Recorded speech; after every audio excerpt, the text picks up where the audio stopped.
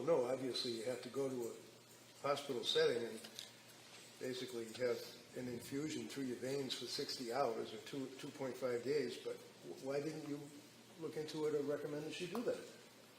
Well, I did look into it. So what happened?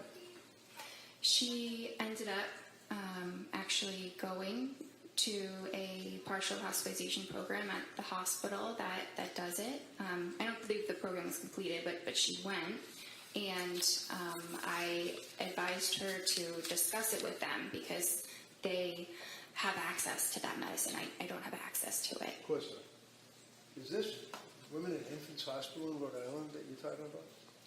Yes. So when you looked at the medical records for Women and Infants Hospital, did they make reference to your inquiry for Zulresso? I never received records from Women and Infants. Did you ever look at them or even online?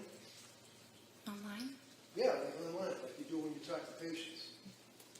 No, I never had access to them. Why? It's similar to South Shore. It's a completely separate hospital that I don't have access to. I don't work there.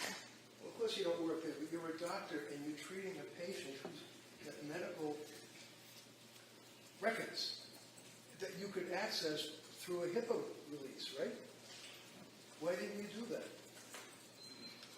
Well, she didn't ultimately end up having any treatment there, so it didn't seem necessary.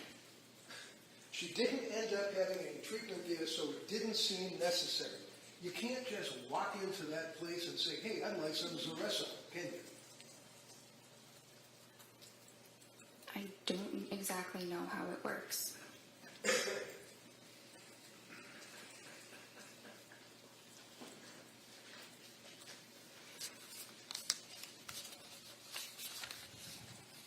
And then again, on that date, which would be October 20, when the jurors are looking at the records, you checked off the boxes again on objective findings, mental status exam, appearance, speech, things of that nature, correct? Yes.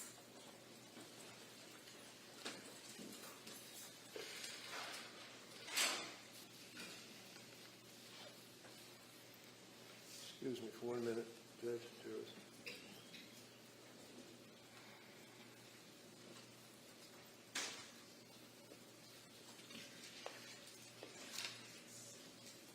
So when she was telling you on that date that she was in quoting your record, paranoid of getting suicidal thoughts and something bad happening, doesn't want to be alone, what did she mean by that?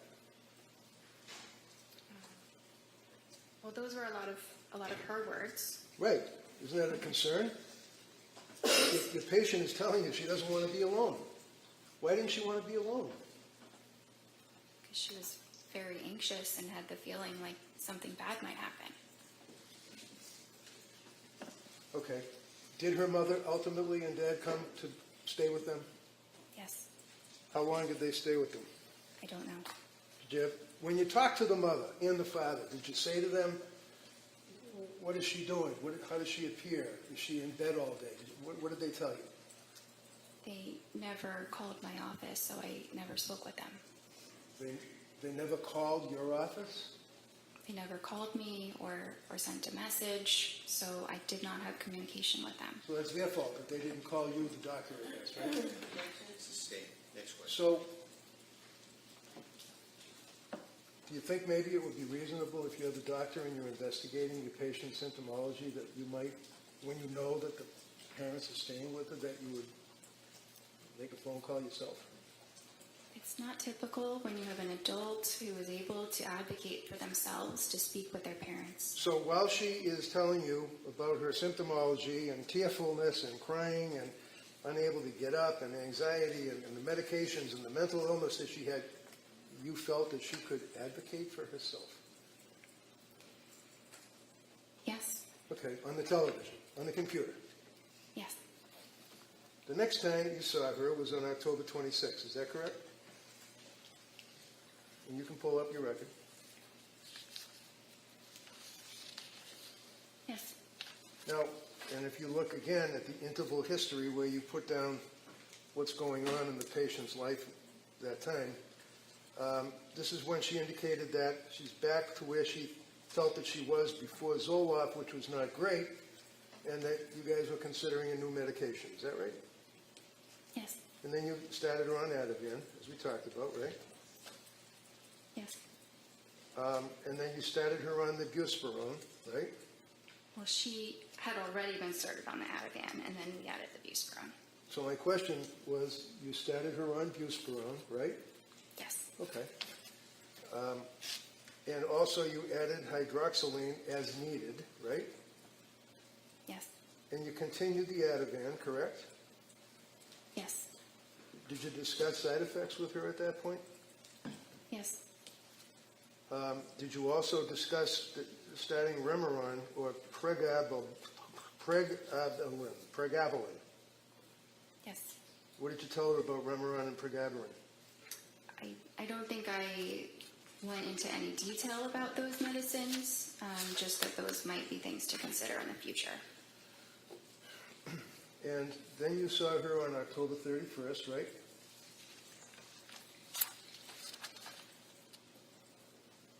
That was her, I think that was just a therapy appointment with a different provider. Would that be Jennifer McAllister? Yes. So it's a different provider in the sense that she works for Astor, right? Well, yes, it just wasn't myself. Right. So on October 31st, they did a suicide assessment, or she did, right, McAllister? I wasn't there. Well, I know you weren't there, but these are medical records that have been introduced into evidence that the jury's going to have in the jury room. McAllister did a suicide assessment, apparently, right?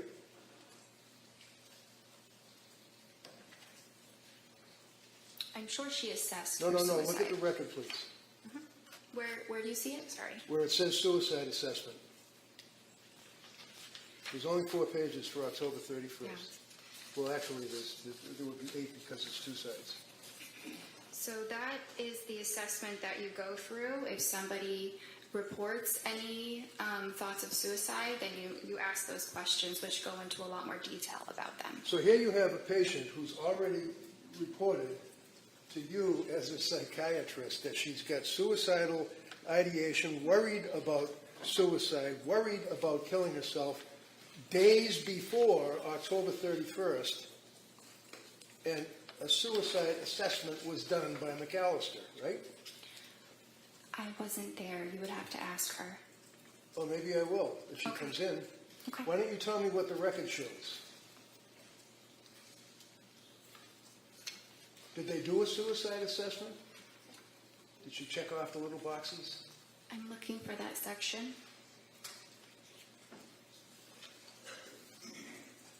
It says that patient denies suicidal or homicidal ideation at this time. Okay, so again, this is on October 31st, right? Yes. The patient, within a period of a couple of days and meetings with you, that McAllister has access to because the records are within your business, right? It's not my business, but yes. Has reported suicidal ideation and fear and dwelling about killing herself and afraid of those thoughts, right?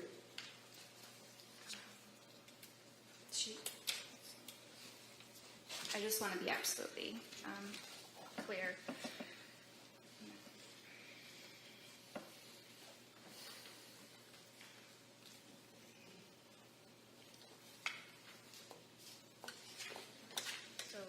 So yes, a little Yes, the while answer is earlier, yes.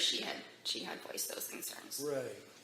So as a result of voicing those concerns, is it your understanding that McAllister did not do any of the suicide assessment questions because Lindsay reported that she wasn't suicidal? It appears that she asked about suicidality. Wait, you already told us that. I'm asking you about, excuse me, she's not, Hold on. Answer this question. Go ahead. thank you. I'm not asking you, you've told us 3 times now that she said she was not suicidal when she spoke to McAllister. I'm asking you about the suicide assessment for the 3rd time. You see it in front of you? Okay. Can you tell me, did Lindsay answer any of the questions that were asked over the 2 pages, possibly 3, of the suicide assessment? Yeah, 3, done by McAllister. I don't see anything written here. So was there a suicide assessment? I don't know because I wasn't there. I don't know what And, the and you conversation don't know from looking was. at the records, right? From looking at the records, I don't see evidence of additional suicidal questions beyond asking if it was there or not. So, the suicidal assessment, doctor, is in the medical records. It consumes almost 4 pages, does it not? Yes? Yes. Okay. And all of the questions, like asking, have you felt life is not worth living? Is death something you thought about recently? Are you dwelling on that? What leads up to the thoughts? What are the thoughts? All those questions, right? For 4 pages, right? Yes. And there is not one notation indicating that that test was ever administered to her on October 31st, correct? Correct. But it looks like it was asked in other ways. Yeah, okay. November 2nd. Oh, it was asked in other ways? Is that what the little checkbox where it says denies suicidal ideation?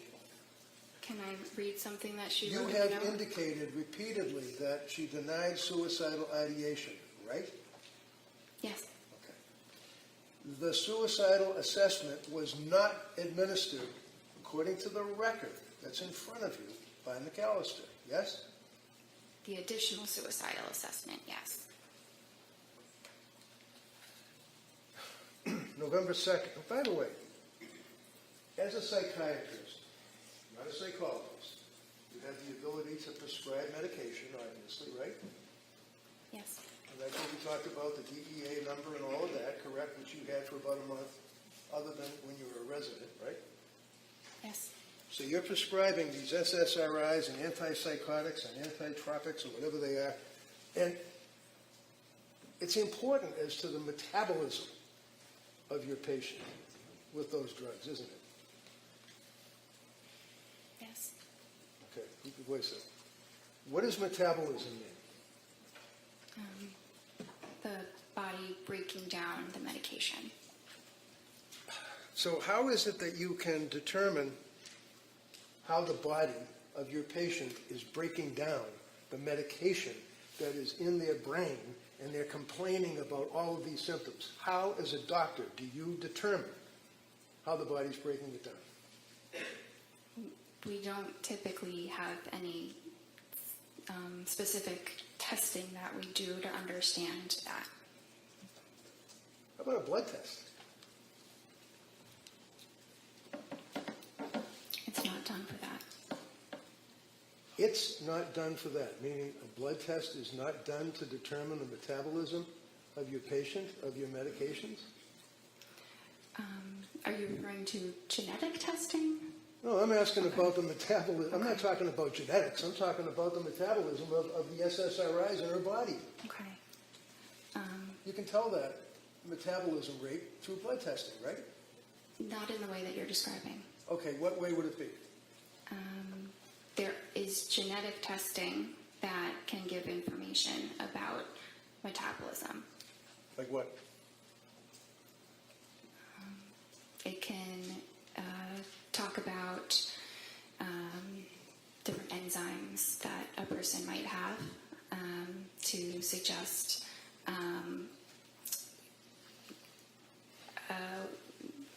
it provides information about the enzymes that a person might have the genes for. Okay, so it provides the enzymes that a person might have the genes for. Forgive me, I'm having difficulty with that. What does that mean? It's a little complicated. Yeah, you don't expect a patient that's going through what she was going through to understand that, would you? No, Did you guys do the enzyme test? they are not typically done. Why? Because, again, it's genetics. Does and insurance cover it? Okay, finish finish that answer and I'll allow a follow-up. Go ahead, Doc. So it's not as simple as testing for an enzyme or not. You can test someone's genome, like we have the ability to test the entire human genome now, but which is great, but the clinical use of that is not there yet. So while we can test these things, it does not yield meaningful clinical information, so it is not commonly done. What is the Cytopro P4-50 system? That's one of the enzymes that I'm talking about. So the Cytopro P450 system talks about and tests for the breakdown of psychiatric meds in the blood, right? It's not in the way that you're describing. It All doesn't I'm tell you what describing it is that medicines it's a to test. take. Again, one at a time. Finish the answer, then you can ask follow-up. Go ahead, Doc.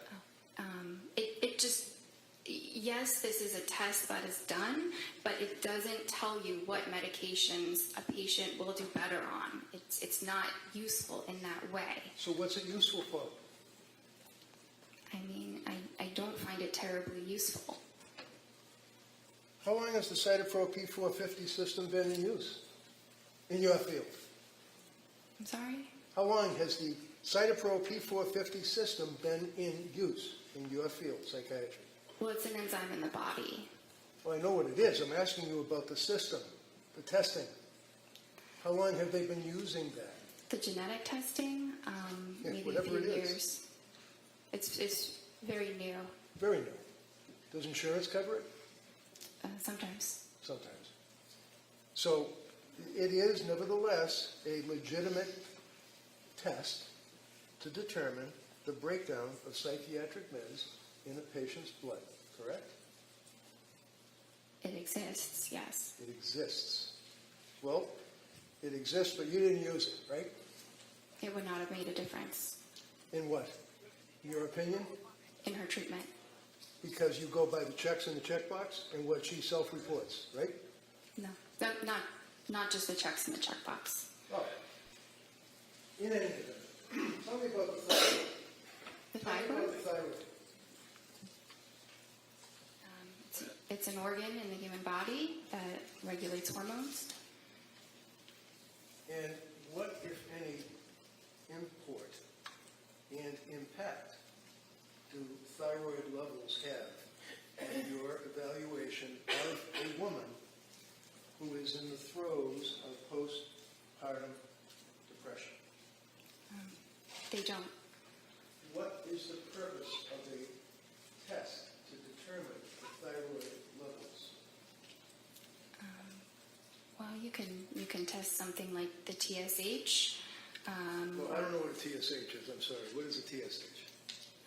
Thyroid stimulating hormone. Okay, thank you. That's something that can be tested, typically by maybe a PCP, primary care, or endocrinologist if they have concerns about someone's thyroid function. Were you aware of a study that was a major study that was peer-reviewed? What does peer-reviewed mean in your business? That it was reviewed by other researchers in a similar field. And the report or the article or whatever it may be has to be approved by the peers that are reviewing it before it can be published, right? Yes. And you'd agree with me that in the medical field, it's a big deal to have publishing articles on your resume, right? Yes. And how many articles have you published about postpartum depression, postpartum psychosis, anything? I have published something, but it's not a full article. It's just a small thing. Okay. Are you aware of the psychiatry magazine article dealing with, in 2021, thyroid function in postpartum psychosis, an exploratory study? Have you ever heard of anything about that, let alone read an article about it? No. Are you aware that there are studies that have compared thyroid function between psychosis with postpartum onset, PPO, psychosis without postpartum onset, PWPO, and normal postpartum. You aware of that? No. Well, you're supposed to be an expert, or you specialize, or you have an interest in treating women that have suffered from postpartum, correct? Yes. Have you written any articles at all about postpartum? Depression, anxiety, psychosis? No, I'm not a researcher. I'm a clinician. Have you read any of the articles, such as thyroid function and postpartum psychosis? I've read many articles. There are thousands. I have not read that specific article. Thousands? Thousands of articles on postpartum psychosis and the thyroid? No, not on that specific topic. So, when the Astor doctors are treating a person like Lindsay, it's your testimony to this jury that testing, whether it's blood testing or whether it's the Cytopro P4 testing, is not necessary because Jennifer Tufts doesn't think it's necessary, right? It does not yield information that would influence treatment. Really? So if there was elevation in the thyroid, that wouldn't impact on your treatment at all, your evaluation, your investigation? Sorry, I thought you had mentioned the cytochrome issue. Are we talking about that one, or are we talking about the thyroid? We're talking about the thyroid. Okay. Yeah. So if Can there you were repeat? tests that revealed elevation in the thyroid level, is it your testimony that you wouldn't care? If I somehow found out that a patient had elevated thyroid levels, I would advise them to talk to their primary care or maybe get an endocrinologist to discuss it. Did you ever recommend that Lindsay get an endocrinologist? No, she And the did reason- not. The answer is no. And you basically did not have any information that you could use to even realize that there might have been a thyroid issue with this woman that was postpartum, right? Because you didn't do any blood tests. There was no clinical reason to obtain a blood test. All right, so you continue on with your meetings by the computer, correct? Yes. November 2nd. You can get November 2nd out. You got it? November 22nd? No, it looks like November 2nd. I apologize. That's what I'm looking at. Tufts, Jennifer, MD, Clancy, Lindsay. Follow-up note, November 2nd. Yes. Okay. And you're still diagnosing her with generalized anxiety disorder, GAD, right? Yes. You add in there an adjustment disorder with depressed mood, I guess because of what she had been telling you, right? Yes. Okay. Looking at the psychiatric condition, you note that it's improving. Right? Yes. And then you determine that you will decrease the Ativan to 0.75 milligrams for 2 weeks, and then decrease it to 0.5 milligrams for 2 weeks, and consider alternatives for sleep anxiety. Is that correct? Yes. And then you note if she's having urges to harm herself or others, to go to the nearest emergency room and call 911 and things of that nature, correct? Yes. So is that a form that you basically press a button, because it seems to be kind of like a generic advice. Call 911 if you're feeling suicidal and things of that nature. Well, that's advice that we provide for every single patient. Okay. And then you note that half the encounter was on counseling or coordination of care on November 2nd, right? Yes, that's a typical statement. It's just a part of documentation that doctors use. All right. Now, on November 2nd, you were suggesting the 4 drugs that she would start would be Remeron, Trazodone, Pregabalin, and hydroxyzine, right? Those are just things we were considering. Oh. I wasn't starting all of those medicines. I see. On November 22nd, now that would be almost 3 weeks later, right? You saw her, right?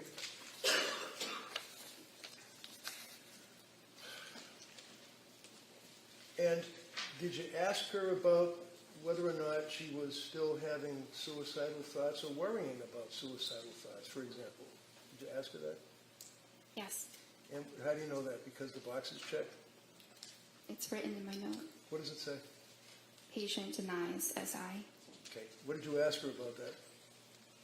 I don't remember the exact words, but I know that I asked about that. Did you ask her about how things were going at home with her mother and father staying there?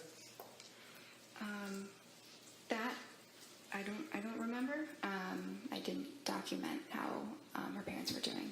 Okay. Well, I don't really care about how her parents were doing. I'm asking about whether or not you asked her how it was working out while her parents were there helping out. If you did, fine. If you didn't, that's fine too.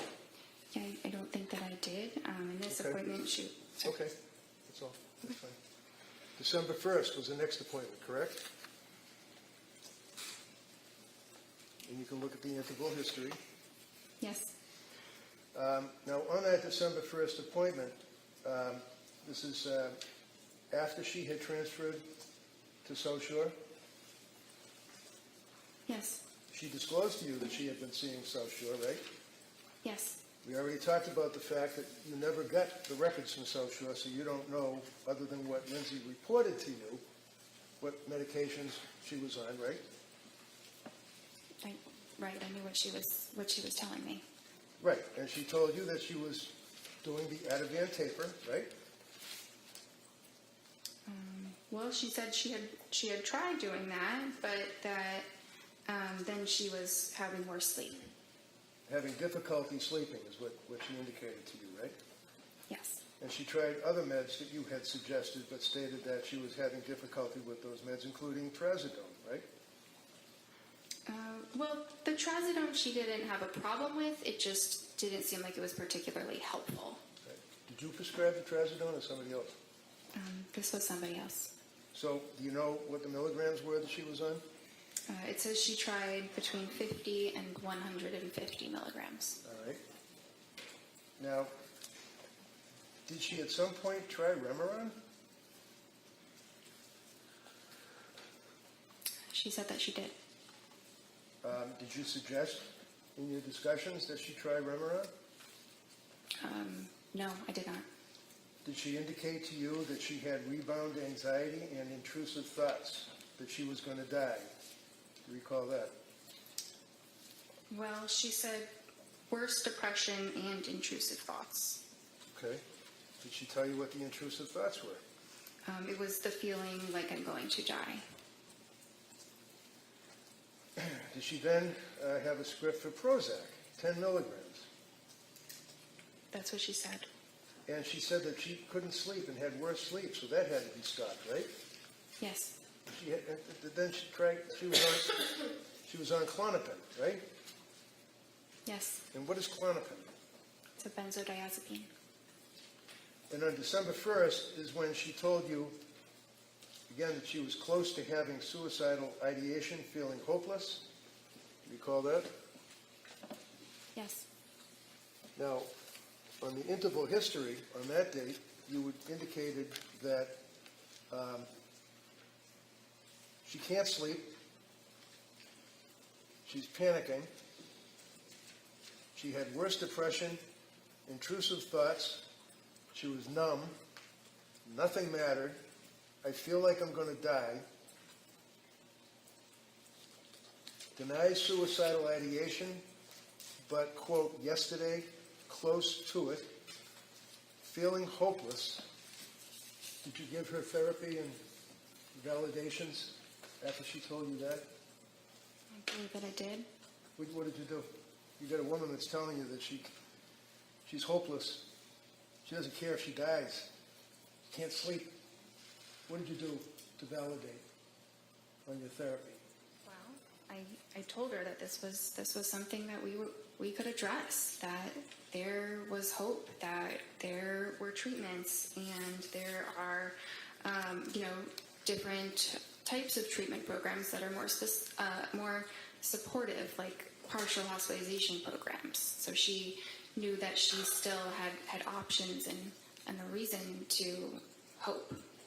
Did you ever suggest to her that maybe you ought to come in and see me rather than talk on the computer? Talking with her over the video did not seem like an issue. It didn't seem like there was anything that I was missing or that there was any need to see her in person. Now, you'd agree with me that in December of 2022, COVID was all done, right? It wasn't completely all done. Were you still nervous about dealing with people and wearing masks and stuff, or were you able to sit down and talk to somebody face to face? We were definitely feeling more comfortable about being face to face with people, but I think, it was still something that we thought about. You discussed trying Seroquel with her at that point, right?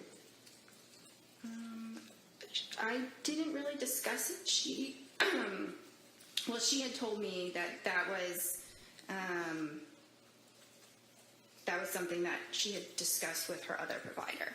So looking at your notes, does it say also discussed trying Seroquel alone tonight? Did your notes say that? It says yes, What but is I wasn't making a recommendation about the Seroquel. It was just a medicine I was providing her more information on. So you were telling her about the Seroquel? You're providing information? Yes, we were talking about the Seroquel Right. Why? because her other provider had recommended that she started it. What is Seroquel? It's an antipsychotic.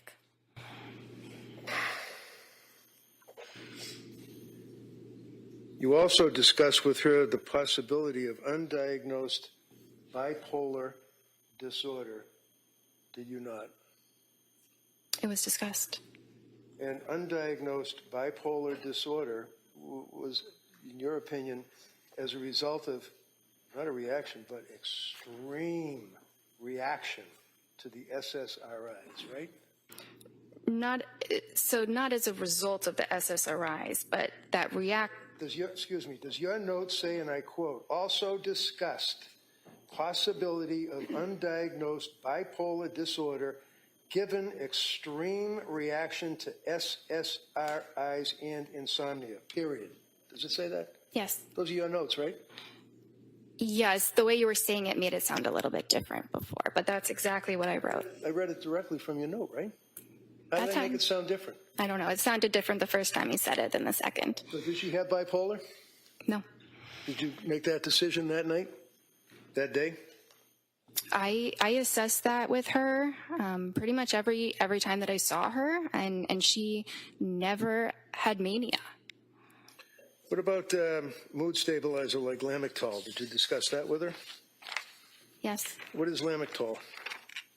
It's an anticonvulsant, but it's used in treating mood disorders.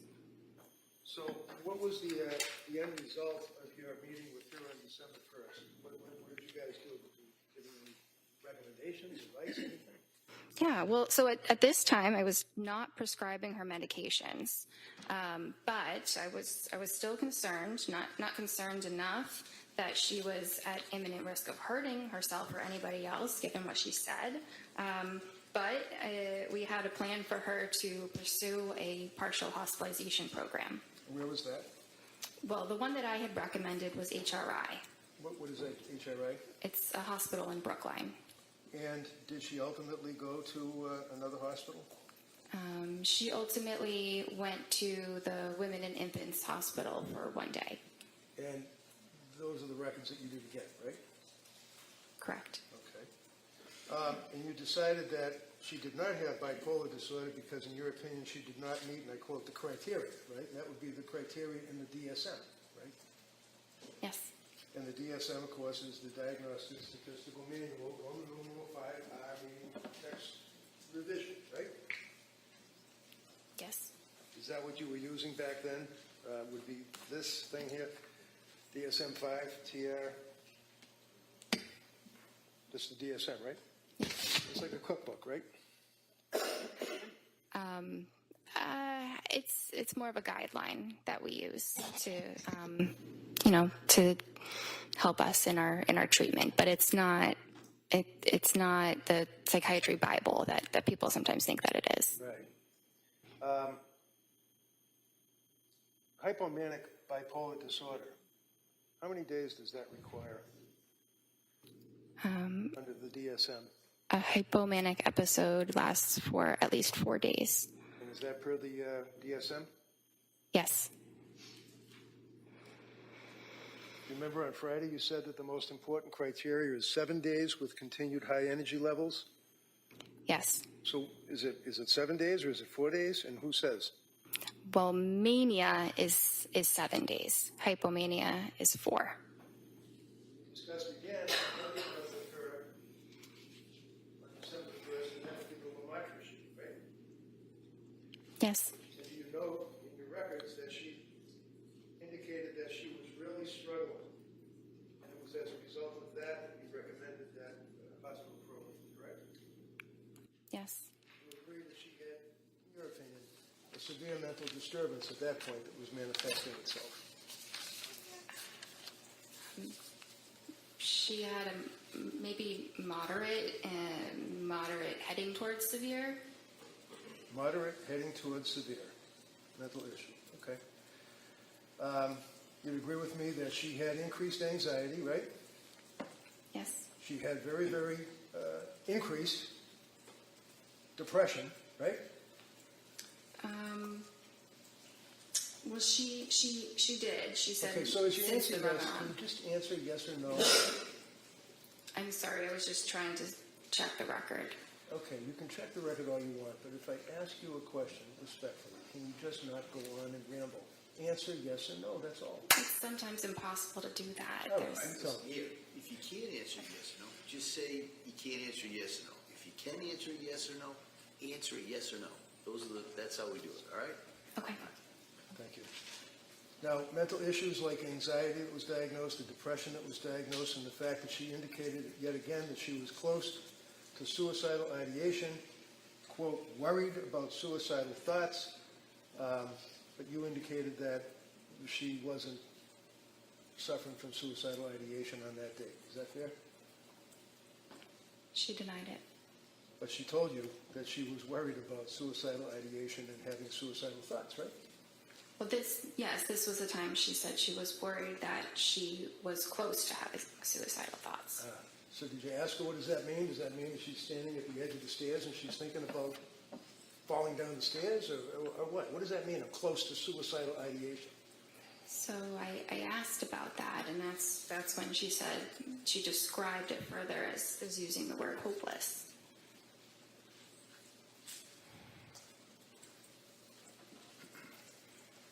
So did you prescribe the lamotrigine on that occasion or no? No.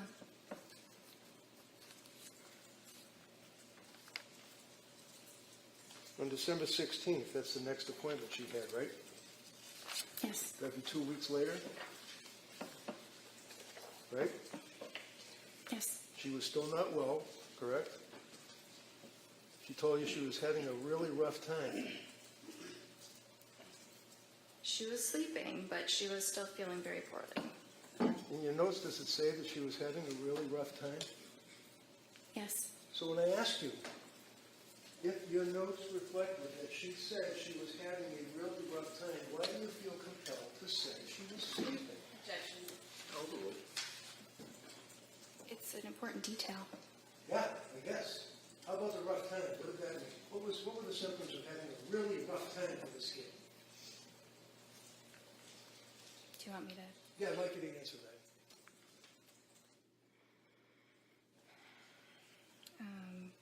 So finally works, referring to the Valium and quetiapine, but very depressed during the day. No motivation, some SI. Do you want me to continue? Sure. Went to MGH emergency room for SI, declined inpatient, feeling hopeless, no intent or plan, and feels like depression related to Seroquel. Okay. Now, that's the question on Friday that, well, strike that. So what was the SI, suicidal ideation? Yes. And can you read that back to me again? What did she say about SI? So that when she went to the hospital, she went because she had no motivation, some SI. Some SI, meaning that she had some suicidal ideation, right? Yes, Yes? in her words, yes. Yeah, in her words. As opposed to thinking about having suicidal ideation or worrying about suicidal ideation. She actually indicated that she had suicidal ideation, right? I can't answer that as a yes or no. Well, it's in your notes that she said that, right? Yes?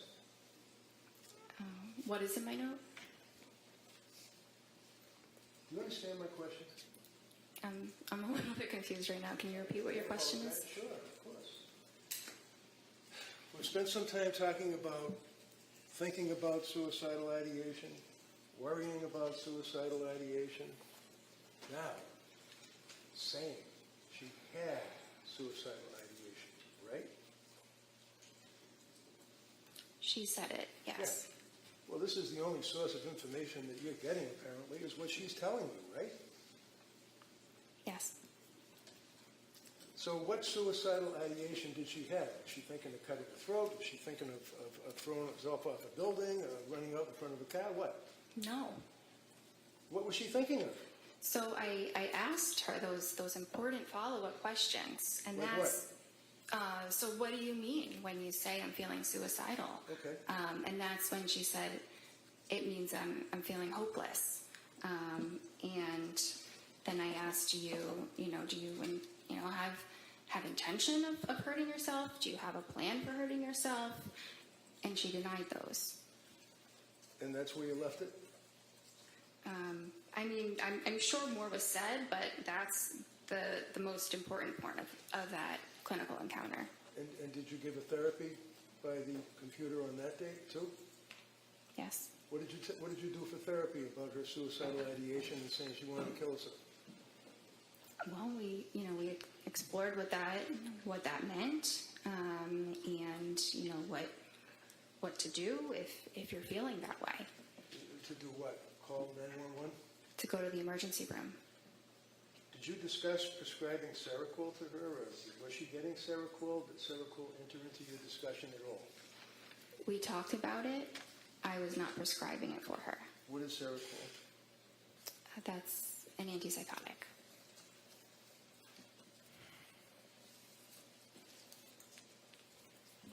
So, at the conclusion of your meeting on December 16th, basically what you took away is that she had now increased to suicidal ideation, was feeling hopeless, all the rest of the things that we've talked about, and then she just moved on, went home? Well, she was assessed in the emergency room and was not admitted, and I assessed her on that day again, and while she was certainly struggling, she did not require hospitalization at that moment. So she was planning on going to the Women and Infants program, and I supported that. Did you know that around that time she confessed to her husband that she was having now thoughts of harming children? No. Would that have been something you were concerned about? If I heard that, I would have been very concerned. You would have called DCF, right? I might have. And when you spoke to Pat, did you ever ask him what his observations were of her spiraling into November and December? Not that one time that he stuck his face on the computer and talked to you. Did you ever talk to him? He never called me again. Or he never called at all. I never spoke with him again. So he is a husband of a woman, just had a baby, who's postpartum with all of these symptoms that we talked about, all of the drugs that you were prescribing and that she was dealing with, trying to get help. You never talked to her husband about what he observe? Because he didn't call you? Well, we did speak on that visit, Which visit? the 16th. Or I think that that's the one that he was at. You think it was? It's not noted in the records? It's not noted, but I remember some of what we talked about, and so in reading that record, it seems like that's the likely one that he was at.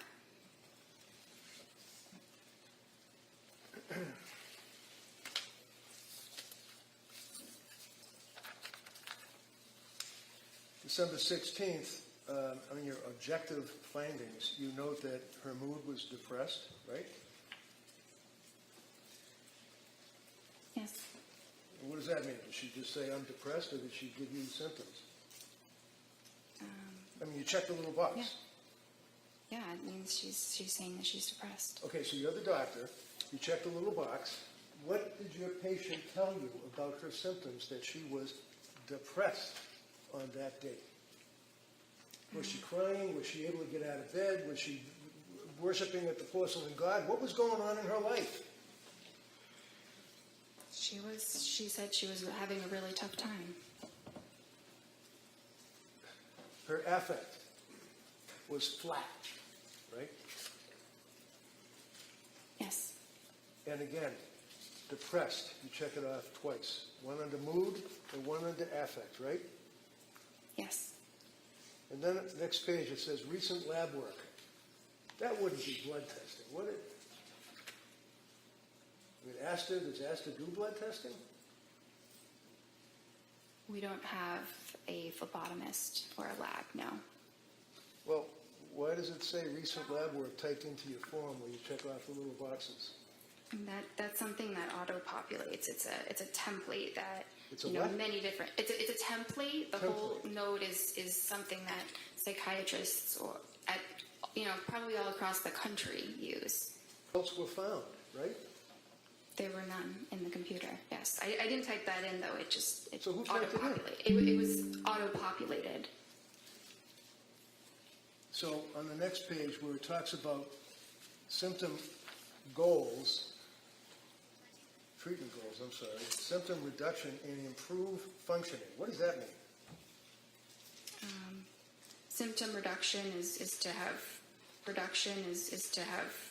fewer mental health symptoms, and improved functioning means improved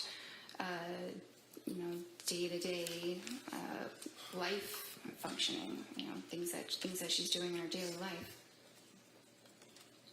Really? Did you tell her all that?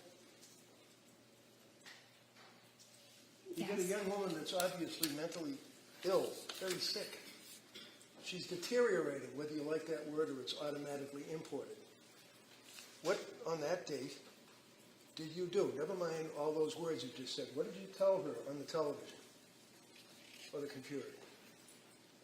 I told her to go to the partial hospitalization program, and if she was having more suicidal thoughts again, or felt like she was at risk of hurting herself or anybody else, that she should go immediately to the emergency room. How long did that meeting take? Probably about 30 minutes. And was that the therapy that you provided, telling her to go to the emergency room? That was probably a component. So the plan, excuse me, on December 16th was to follow up with women and infants, right? Yes. Did she? Yes. Do you know when?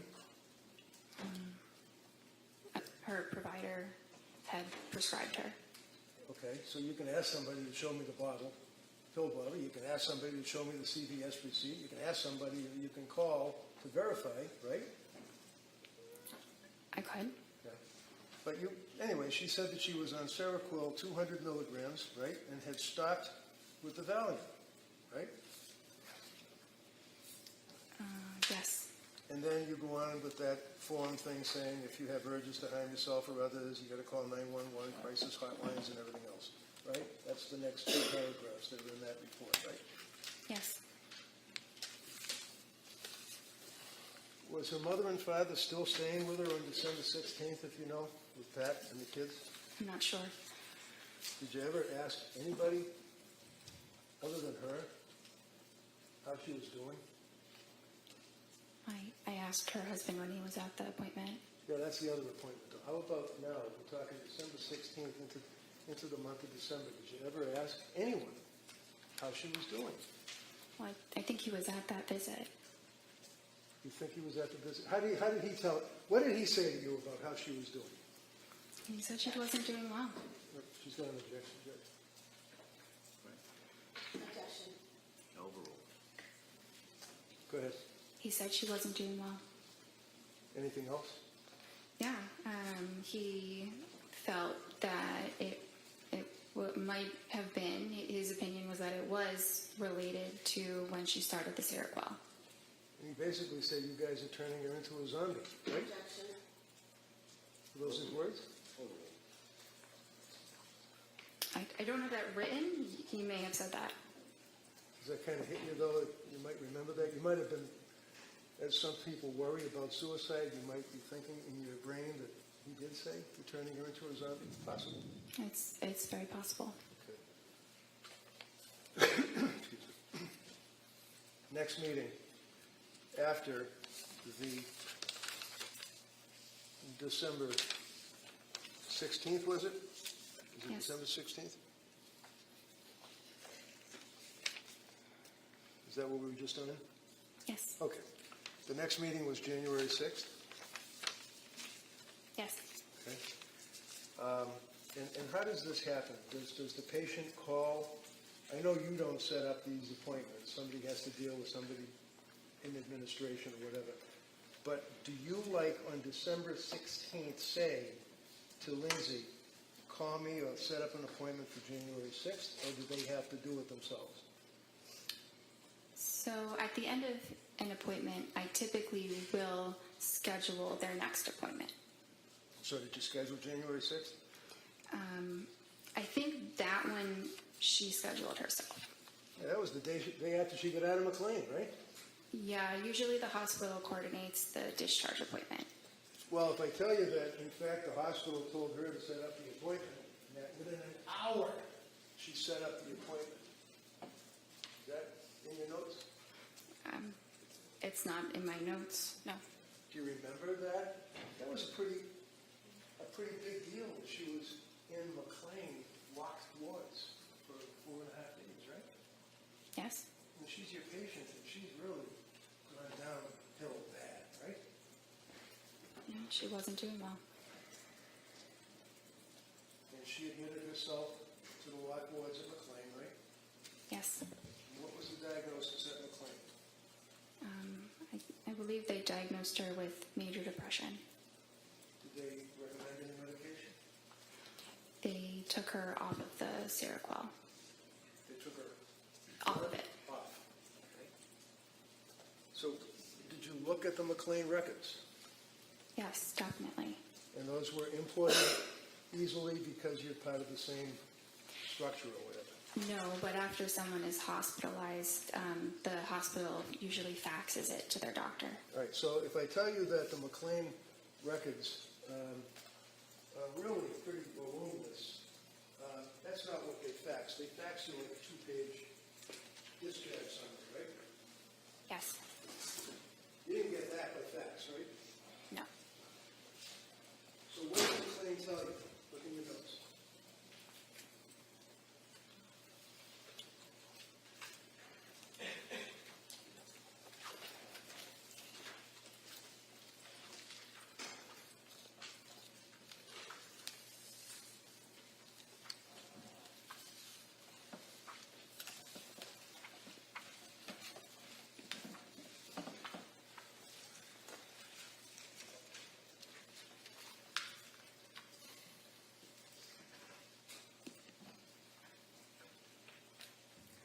Which part do you want me to read? Did you ever have her sign a release from McLean? Did you ever get access to the McLean records? I had access to the discharge summary. Okay, so put the discharge summary aside because that's what they faxed you, a couple of pages. What about the records? No, but that's typically not Well, done. never mind typically. The answer is no. You never got the records, right? a discharge summary is a record. Did you talk to the doctor that discharged her? No, no one called me. No what? No one called me. I wasn't notified about the hospitalization until she was discharged. So you just sit there behind your computer and wait for people, Patrick, wait for the doctor from McLean, wait for the sick person who's the patient to call you? And if these people don't call you, it doesn't exist apparently, right? No, not exactly. I had no way of knowing she was even at McLean. Well, you did once she got discharged, right? Yeah, but that was after the fact. Right. So did you care why she was in McLean? Of course, And why was she in McLean? because she was depressed. And what was the, does your record indicate that she was discharged yesterday under interval history?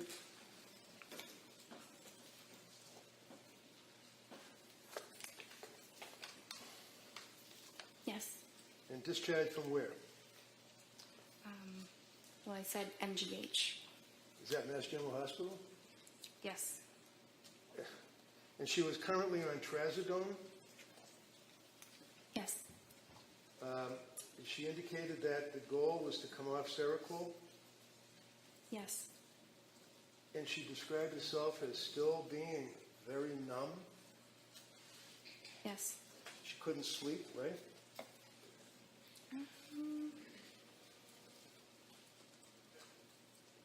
That's not entirely true. Am I lying? I'm reading the medical records here. Sleep, taking Ativan and trazodone, slept 5 hours broken, wondering about increasing trazodone and switching to Valium. What does that mean? Well, it means she was having trouble sleeping. It wasn't that she wasn't sleeping at all. I see. Okay.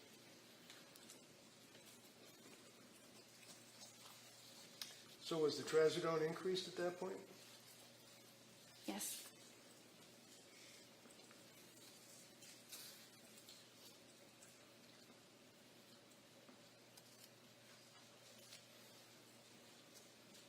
Yes.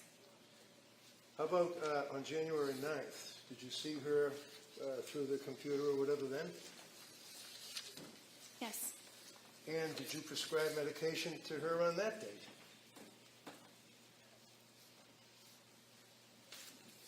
Yes. And was that diazepam? Yes. 14 count, 1 milligram?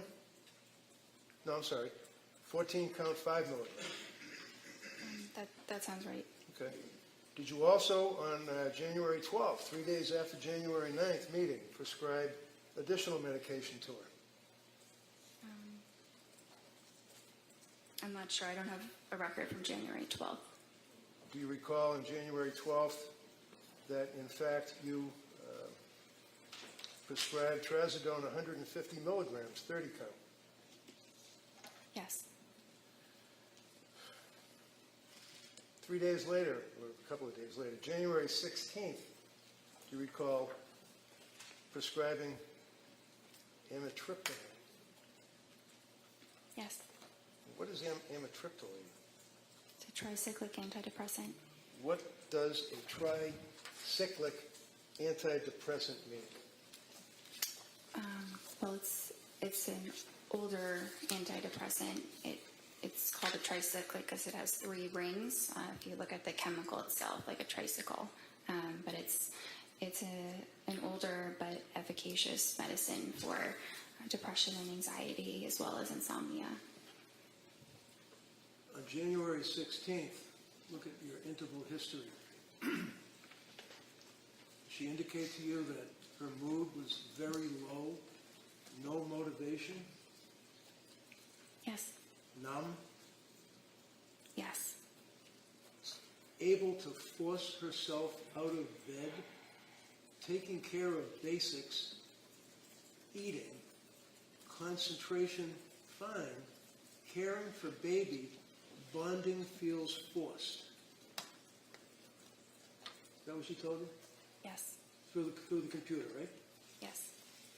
What did that tell you? Were you concerned about this woman postpartum well within the year from the CDC at that point with these symptoms that she's telling you about? I was concerned that she was depressed. And in all of the times that you spoke to her, you'd agree with me that she appeared to be honest and forthright, telling you what she felt, right? That's what I thought she was, yes. Do you have any reason to think that she was lying to you? No. Diazepam taper on January 16th, 5 milligrams last 2 nights, slept for 4 hours, and then a light sleep, maybe 2 hours, stretches.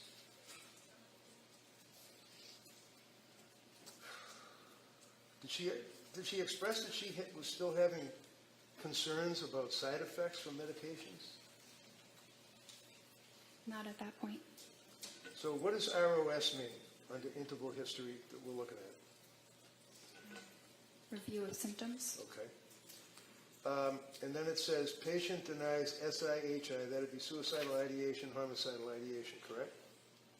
Yes. Denies other questions or concerns, and you recommend a low dose of amitriptyline for depression, correct? Yes. Patient Patient agrees with the treatment, and you guys were also going to explore ketamine treatment. Is that right? Esketamine.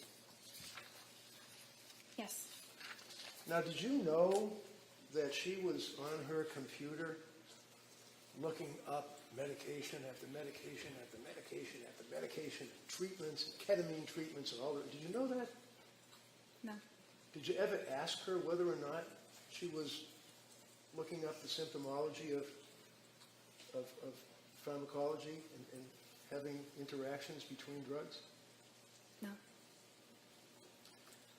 January 23rd, you had that meeting, correct, with her? Yes. And this is after, obviously, excuse me, the January 16th appointment. And in the January 16th appointment, she told you that her mood was very low, and that's the worst that she ever reported her mood to you. Isn't that right? On the 16th? Yeah. I don't know if that was the worst it was ever reported, but it was certainly bad. And you didn't recommend that she have a hospital evaluation, did you? This is the day before she killed the kids, right? The 23rd? Yeah. It was the day before. You didn't recommend a hospital evaluation, did you? No, there were no, The answer is no? no? They'll ask you all the questions they want. Okay. Your answer is no. January 23rd, Friday, you testified that she said her mood was depressed, and you noted that her affect was depressed and flat, right?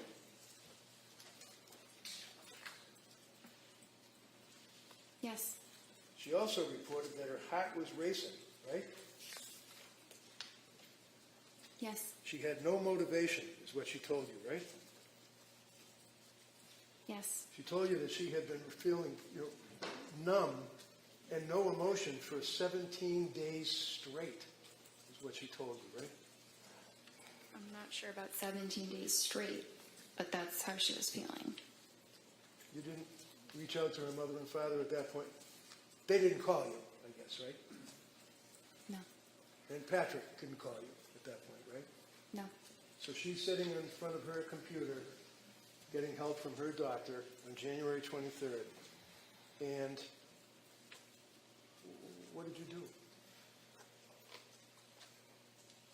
Well, I thought about how I could best help her, the medicines that she'd tried and what her current symptoms were, and it made sense to slowly titrate the amitriptyline so that we could get her to a dose that reduced her depression so that she would feel better. But you increased the amitriptyline. Yes. And that pushed you over the edge, didn't it? I don't think so.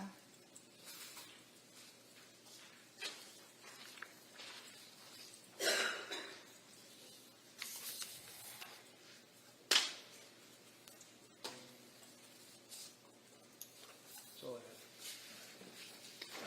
Members of the jury, we're going to take the afternoon recess at this time, all right? Court, all rise. Jury, please sign your closing notebook.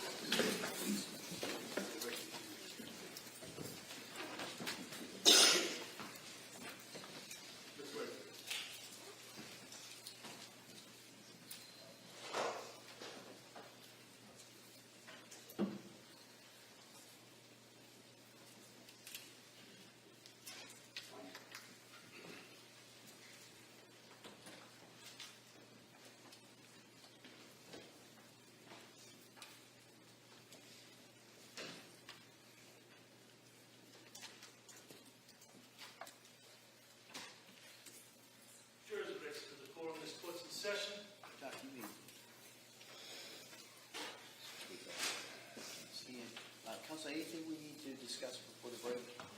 No, Your Honor, thank you. So we'll be recessed on this matter.